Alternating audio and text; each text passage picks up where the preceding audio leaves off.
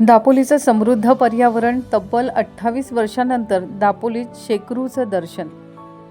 Mini Mahabaleshwar असलेल्या दापोली तालुक्याचं पर्यावरण किती समृद्ध आहे याचा दाखला आज मिळतोय. दापोली कोकण कृषी विद्यापीठाच्या प्रक्षेत्रावर तब्बल 28 वर्षांनंतर शेकरूचं दर्शन झालंय. दापोलीच्या वातावरणात तो आतापर्यंत सरमिसळ झालाय.